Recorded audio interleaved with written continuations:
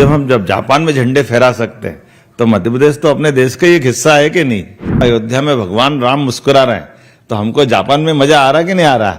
बोला जय जय श्री राम। मैं मध्य प्रदेश सरकार की ओर से आया हूँ तो मुझे यहाँ आके मालूम पड़ा कि पहला मुख्यमंत्री मध्य प्रदेश से जो यहाँ आया है, तो मुझे लगता है देर हो गई, थोड़ी माफी चाहता हूँ और जल्दी आना चाहिए था। कोई बात नहीं, जब जागे तब सवेरा है। तो जब यहाँ आए तो बहुत सारे प्रकार से आकर के काम किया है।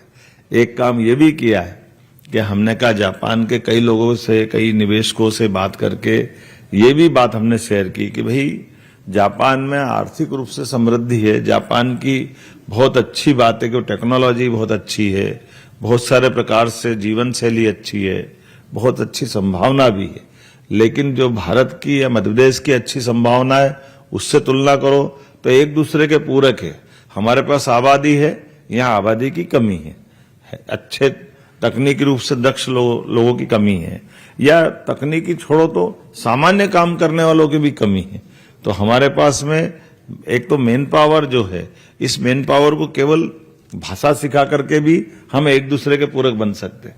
तो जो अभी आपकी संख्या कम दिख रही है, लगभग 50,000 बताया मुझे, 50,000 है ना, तो 50,000 से कब 1 लाख हो जाएगी पता ही नहीं चला, और 1 लाख से 1 करोड़ हो जाए उसमें क्या दिक्कत है।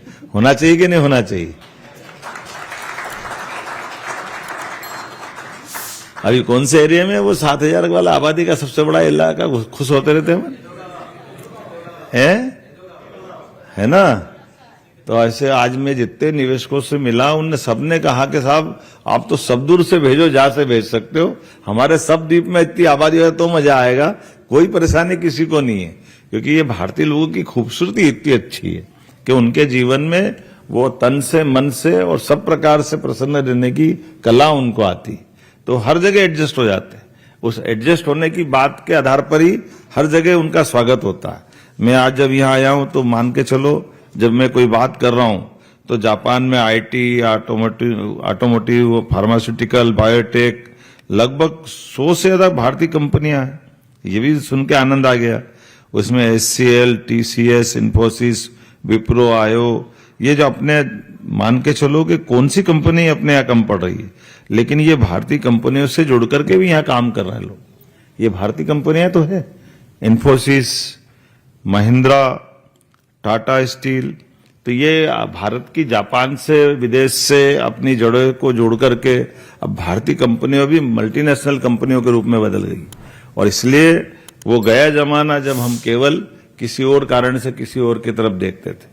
हमको भी अपना गर्व होता है कि हमारे साथ जुड़ करके परस्पर एक दूसरे पे पूरक होकर के, एक दूसरे का साथ दे करके इस तरह की ताकत हम बन रहे हैं। और खासकर जापान में भारतीयों के, प्रवासियों के स्वामित्व वाले आईटी, ऑटोमोटिव, फार्मास्यूटिकल्स, बायोटेक और विनिर्माण में भी आपने अपना प्रमुख स्थान बनाया। मैं आपको बधाई देना चाहूंगा। और आज भी मध्य प्रदेश में नए आयाम स्थापित हो रहे हैं, जिसमें इन सेक्टर की संभावना भी मध्य प्रदेश से भी जुड़ी हुई। मध्य प्रदेश जब मैं बोल रहा हूं तो केवल मध्य प्रदेश वालों के लिए नहीं बोल रहा हूं, मध्य प्रदेश के बाहर वालों के लिए भी बोल रहा हूं। क्योंकि जब जापान में झंडे फहरा सकते हैं तो मध्य प्रदेश तो अपने देश का एक हिस्सा है कि नहीं। हमारे लिए मध्य प्रदेश की विशेषता है। मध्य प्रदेश पूरे देश का दिल है, और पूरे देश का दिल है तो वो हमारे जो, अगर शरीर धड़कता है तो आप बताओ शरीर से दिल निकाल दो, धड़क सकता है क्या। ये निश्चित रूप से उसका हिस्सा है। उत्तर, दक्षिण, पूर्व, पश्चिम कहीं भी जाओ, आज किसी भी राजमार्ग से जाओ तो हमारा मध्य तो मध्य में आएगा ही ना, वो उससे कैसे बाहर जा सकते हैं। तो मैं मान के चलता हूं ये केरल वालों के लिए भी उतना ही महत्व का है जितना महाराष्ट्र वालों के लिए, और गुजरात वालों के लिए भी उतने ही महत्व का है। और कई कारण से आज के दौर में तो भारत और आनंद में डूबा है और उसकी आत्मीयता बढ़ रही है। आप बताओ, अयोध्या में भगवान राम मुस्कुरा रहे हैं तो हमको जापान में मजा आ रहा कि नहीं आ रहा। बोला जय जय श्री राम। तो भगवान, देखो आप अपने आप ही आप बोल रहे हो कि नहीं बोल रहे हो। हमने क्या करा, हमने तो सब कानून कायदे का ही पालन करा। बदलते दौर में, आज के समय में भारत अगर सीना तान करके खड़ा हो रहा है तो उसमें ये स्वाभिमान भी है कि हाँ, हम अपने सभी धर्मों का सम्मान करने वाले लोग हैं। लेकिन उससे बड़ी गर्व की और क्या बात है। उससे बड़ी गर्व की ये बात है कि अपनी दुनिया का सबसे बड़ा लोकतंत्र अपने सबसे समृद्ध काल में जी रहा है। लोकतंत्र का मतलब शासन की व्यवस्थाओं के आधार पर हमारी समृद्ध सबसे बड़ी ताकत क्या है?